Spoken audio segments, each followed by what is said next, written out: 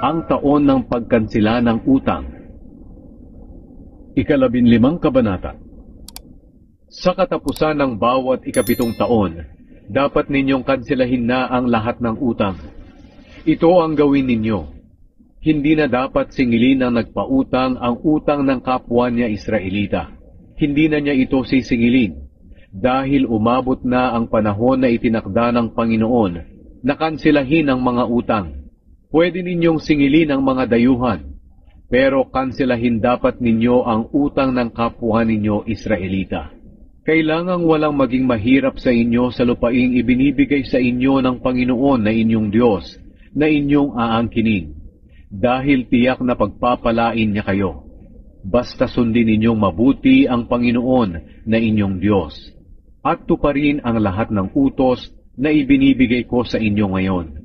Pagpapalain kayo ng Panginoon na inyong Diyos, ayon sa ipinangako niya sa inyo. Maraming bansa ang mangungutang sa inyo, pero kayo ay hindi mangungutang.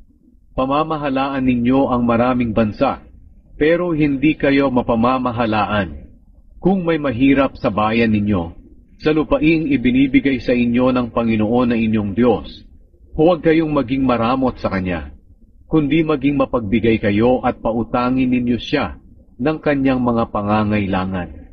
Huwag kayong mag-iisip ng masama, na dahil sa malapit na ang 7 taon, ang taon ng pagkakansela ng mga utang, hindi na lang kayo magpapautang sa mga kababayan ninyong mahihirap. Kapag dumaing sa akin ang mga mahihirap na ito dahil sa inyong ginawa, may pananagutan kayo. Magbigay kayo sa kanila ng bukal sa loob. Kung gagawin ninyo ito, pagpapalain kayo ng Panginoon na inyong Diyos sa lahat ng inyong ginagawa.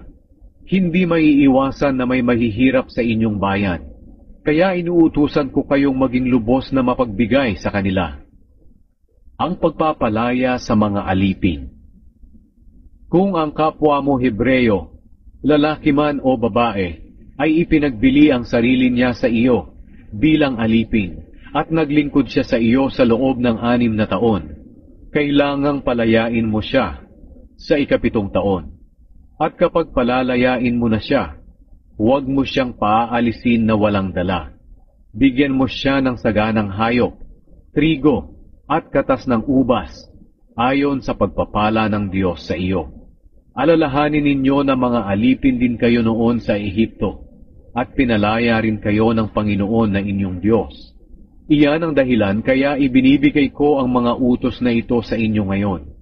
Pero kung sabihin ng alipin mo sa iyo, hindi po ako aalis sa inyo, dahil mahal ko kayo at ang pamilya ninyo, at mabuti ang kalagayan ko dito sa inyo.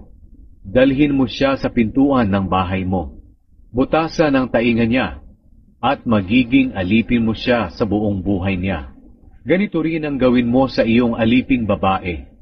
Huwag sasama ang loob mo kung palalayain mo ang alipin mo, dahil ang halaga ng pagsiserbisyo niya sa iyo sa loob ng 6 na taon ay doble pa sa sweldo na tinatanggap ng isang trabahador. Kung gagawin mo ito, pagpapalain ng Panginoon na inyong Diyos ang lahat ng ginagawa mo. Ibukod ninyo para sa Panginoon na inyong Diyos ang lahat ng panganay na lalaki ng inyong mga hayop. Huwag ninyong pag-aararuhin ang mga panganay ng inyong mga baka, o pagugupitan ang mga panganay ng inyong mga tupa. Sa halip, kainin ninyo ito at ng inyong pamilya, sa presensya ng Panginoon na inyong Diyos bawat taon, sa lugar na pipiliin niya. Pero kung may kapintasan ng hayop na ito, halimbawa'y pilay o bulag, o anumang malalang kapansanan, hindi ninyo ito dapat ihandog sa Panginoon na inyong Diyos. Sa halip, kainin ninyo ito sa inyong mga bayan. Ang lahat ay makakakain nito. Itinuturing man siyang malinis o marumi, katulad ng pagkain ninyo ng usa at ng gasela. Pero huwag ninyong kainin ang dugo, kundi ibuhos ninyo ito sa lupa, gaya ng tubig.